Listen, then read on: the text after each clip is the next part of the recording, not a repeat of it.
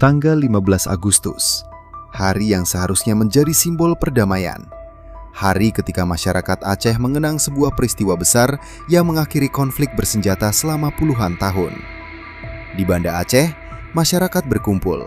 Ada zikir, ada doa bersama, ada peringatan 21 tahun perdamaian Aceh. Namun kemudian, situasi berubah. Massa dan aparat terlibat kericuhan.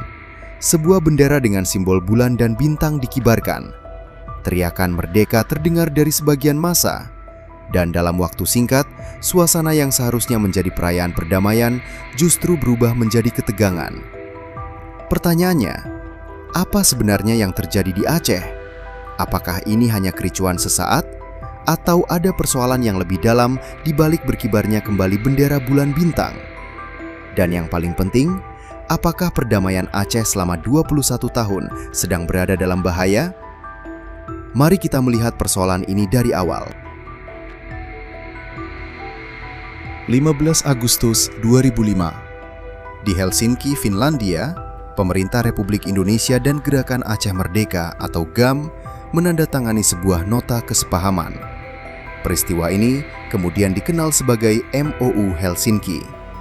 Kesepakatan tersebut menjadi titik penting dalam perjalanan panjang konflik Aceh. Pemerintah Indonesia dan GAM menyatakan komitmen untuk menyelesaikan konflik secara damai, menyeluruh, berkelanjutan, dan bermartabat. Kesepakatan itu juga menempatkan masa depan Aceh dalam proses demokratis di dalam Negara Kesatuan Republik Indonesia. Karena itu, setiap tanggal 15 Agustus memiliki makna yang sangat besar bagi masyarakat Aceh. Bukan sekedar tanggal di kalender, tetapi pengingat bahwa perang pernah terjadi, bahwa banyak orang pernah kehilangan keluarga, dan bahwa sebuah kesepakatan akhirnya membuat senjata berhenti. 21 tahun kemudian, tanggal itu kembali diperingati.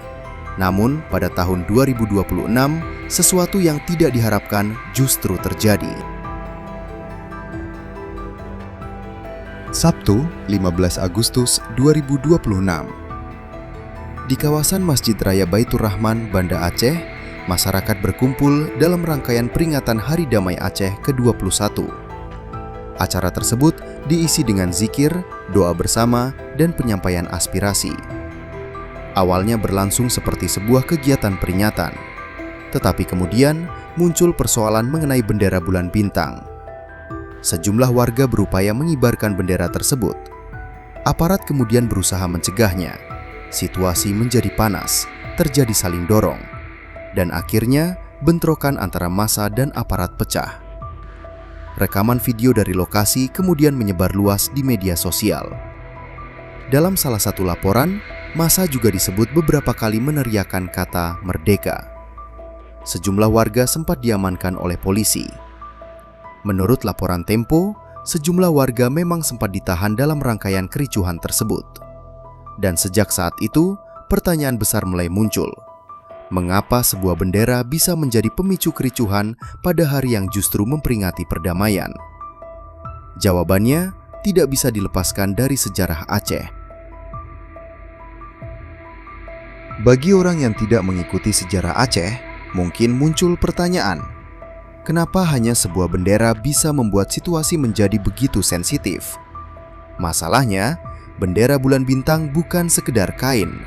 Simbol tersebut memiliki sejarah politik yang sangat kuat di Aceh.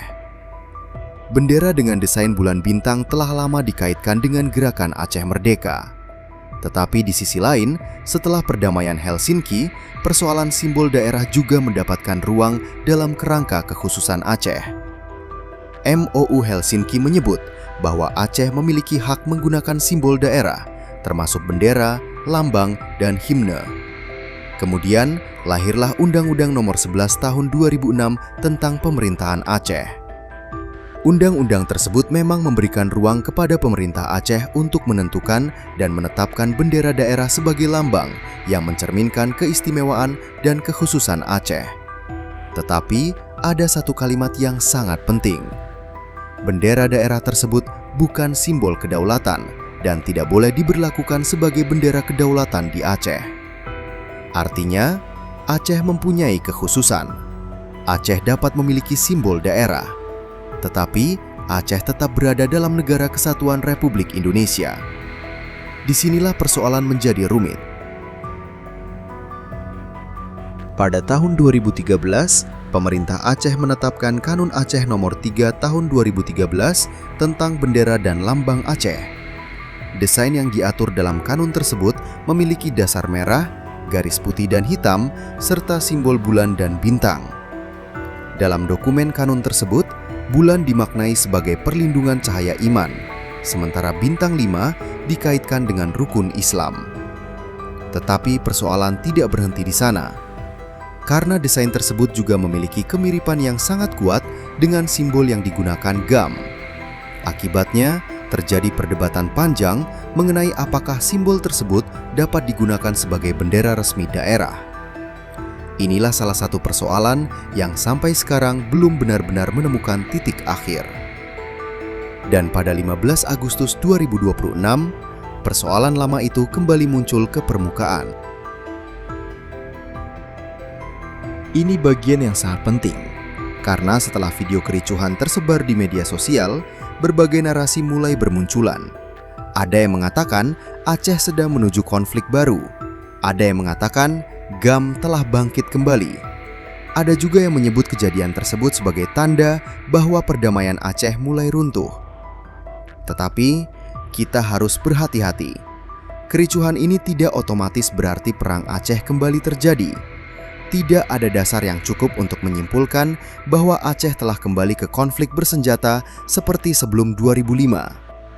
Yang terkonfirmasi adalah terjadinya kericuhan antara massa dan aparat dalam peringatan Hari Damai Aceh, dengan persoalan pengibaran bendera bulan bintang menjadi salah satu pemicunya. Bahkan Jusuf Kalla, salah satu tokoh penting dalam proses perdamaian Aceh, menyampaikan bahwa masyarakat jangan sampai membiarkan kejadian tersebut menggoyahkan perdamaian yang telah berjalan selama 21 tahun. Jadi, menyebut kejadian ini sebagai perang Aceh dimulai lagi adalah kesimpulan yang terlalu jauh. Namun bukan berarti persoalannya bisa dianggap sepele. Pertanyaan berikutnya adalah, apakah masalahnya benar-benar hanya soal bendera? Belum tentu, karena simbol seringkali hanya menjadi permukaan dari persoalan yang lebih dalam. Di balik sebuah bendera bisa terdapat sejarah. Di balik sejarah bisa terdapat luka. Dan di balik luka bisa terdapat kekecewaan yang belum sepenuhnya selesai. Dalam beberapa pemberitaan setelah kericuhan, muncul pembahasan mengenai persoalan implementasi perdamaian, tuntutan masyarakat, serta berbagai persoalan politik dan sosial di Aceh. Jusuf Kalla sendiri menilai ada ketidakpuasan terhadap kepemimpinan di daerah yang perlu diperhatikan. Namun, penting untuk membedakan antara fakta yang sudah disampaikan pejabat dengan dugaan tentang siapa yang berada di balik kericuhan. Sampai sekarang, jangan buru-buru menunjuk pihak tertentu sebagai dalang tanpa bukti yang jelas. Karena tuduhan tanpa bukti justru bisa memperkeruh keadaan. Sehari setelah kericuhan, persoalan bendera kembali masuk ke meja pembahasan pemerintah. Pemerintah Aceh bersama Dewan Perwakilan Rakyat Aceh atau DPRA sepakat untuk berkonsultasi dengan Menteri Dalam Negeri mengenai persoalan bendera bulan bintang. Ini menarik, karena artinya persoalan yang selama bertahun-tahun menjadi perdebatan tersebut kembali mendapatkan perhatian serius setelah insiden 15 Agustus. Dengan kata lain, kericuhan di depan Masjid Raya Baitur Rahman bukan hanya persoalan massa melawan aparat, tetapi juga membuka kembali perdebatan lama mengenai seperti apa sebenarnya simbol Aceh setelah perdamaian Helsinki.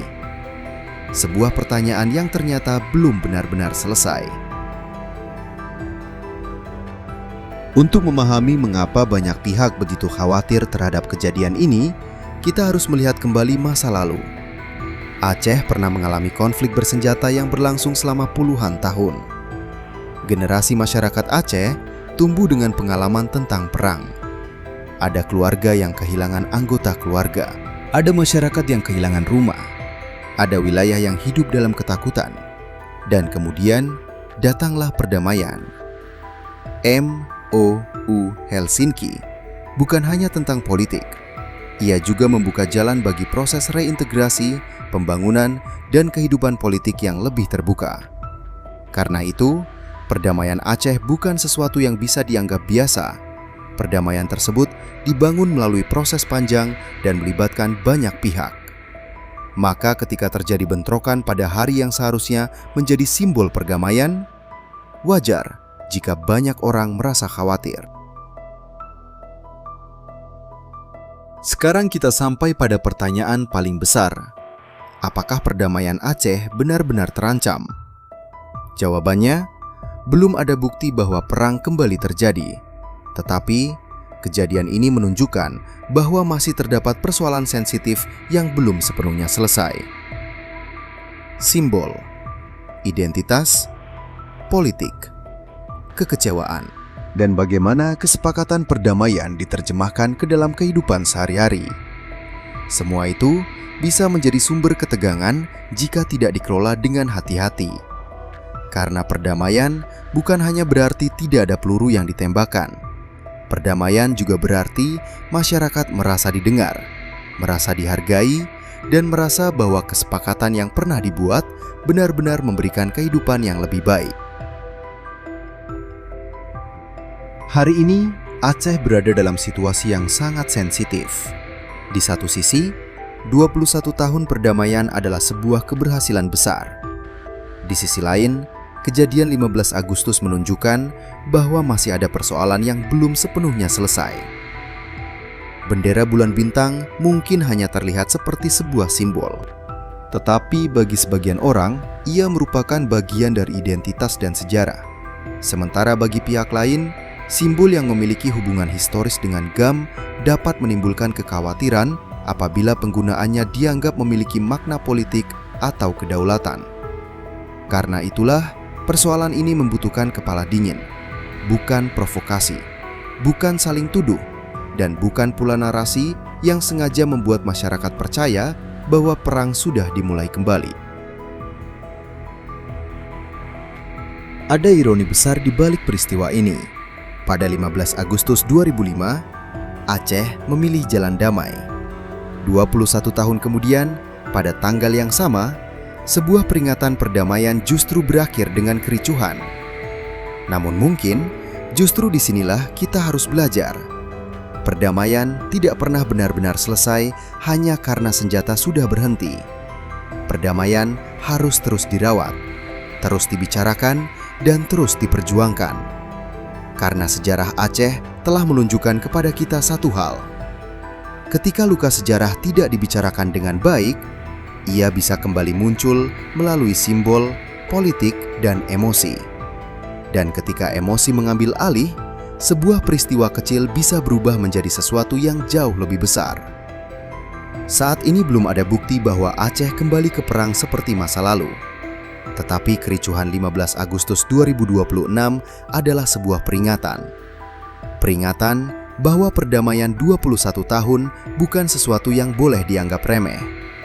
Dan mungkin pertanyaan sebenarnya bukan apakah Aceh akan kembali berperang, tetapi mampukah semua pihak menjaga agar sejarah kelam itu tidak pernah terulang? Karena pada akhirnya, perdamaian bukan hanya tentang berhentinya perang. Perdamaian adalah ketika generasi berikutnya bisa mendengar cerita tentang konflik tanpa harus mengalaminya sendiri. Dan Aceh sudah terlalu lama membayar mahal untuk sebuah perdamaian. Jangan sampai harga yang sudah dibayar itu kembali terulang.